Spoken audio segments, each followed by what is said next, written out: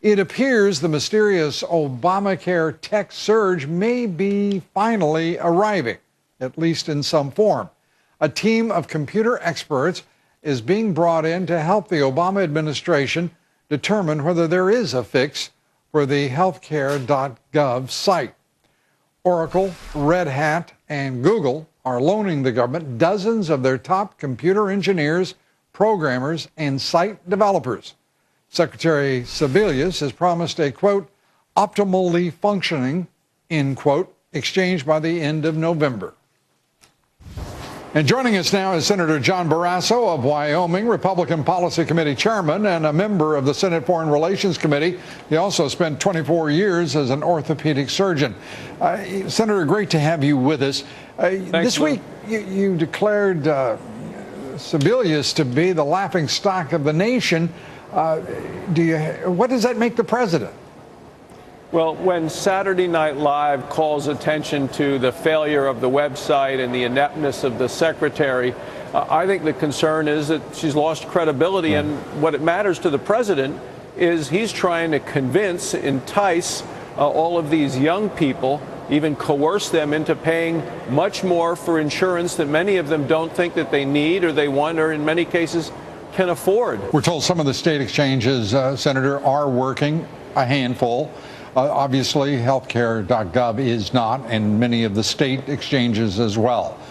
What do we do now? Where do we go? We have a president in Boston yesterday basically trying to rationalize more than 3 years of lying about the fact that you could keep your plan, rationalizing, explaining, and in point of fact doing everything but acknowledging that he had misrepresented in horrific detail in terms of what was truth. Yeah, well, I think legislatively you want to delay the individual mandate for at least a year. People are suffering under this health care law. People are very concerned.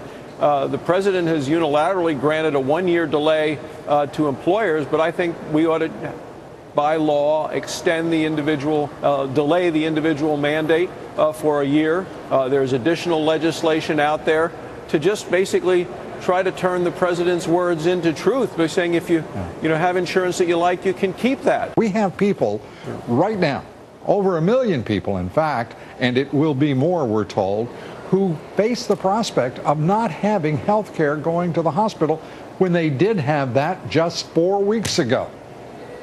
Yeah.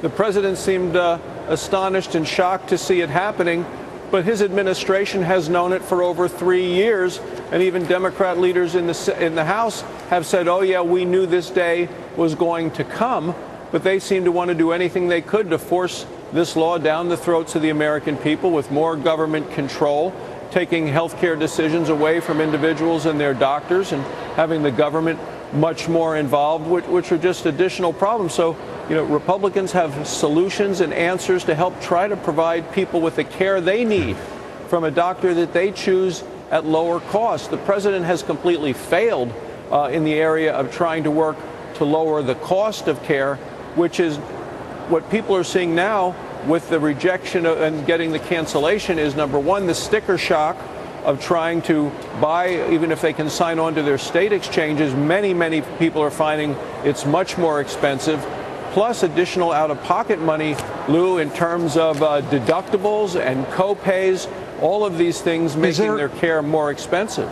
Is there anything, though, practically, that the Republicans can do about it? Well, in terms of a couple of parts to that, one is in terms of the spending and the budgeting concerns that are coming down the line. I thought it was important to not shut down the government and voted that way. We're in budgetary discussions now. I think we need to make sure that, number one, we preserve the sequester, which has actually resulted in reduced spending 2 years in a row. I think we have to make sure that no taxes are increased. I think that just dampens the economy. And then third, absolutely, we have to deal with the tidal waves that are coming at us of Medicare and Social Security, the two big drivers of our debt and our deficit. Yeah, I couldn't agree with you more, Senator, on the first two.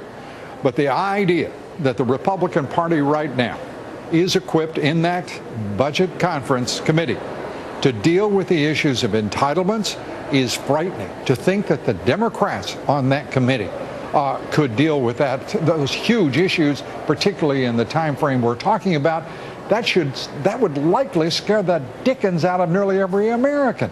That is too big an issue for a committee that is hard-pressed right now in terms of what it is taking on and in terms of its capacity for those challenges.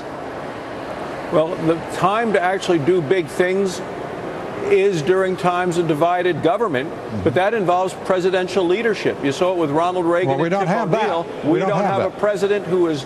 We have a president who has a veto pen, but we don't have a president who is leading on this or so many things. But precisely, not just nationally, Senator, if I may, but internationally. Precisely, if I may, you're raising the point. I think you're validating the point I'm making here. The bums rush. We know what happens when Washington indulges, and it's called Obamacare. We certainly don't want to see a repeat of that in fiscal policy. We don't want to see a repeat of it in tax policy. It's just, it is chilling and deeply frightening to many Americans, Senator. Would you acknowledge that? And, you know, the president continues to say the Obama health care law is the law of the land. Also, the sequester is the law of the land. And that, Lou, is the one thing that actually does put a control on spending in this country.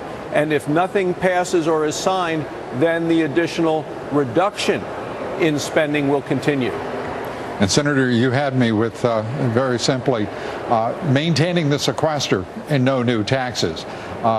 It's after that we have some divergence. Senator, great to have you with us. Always good to talk with you. We always learn from you. Senator John Barrasso. Thank you, sir. Thanks, Lou.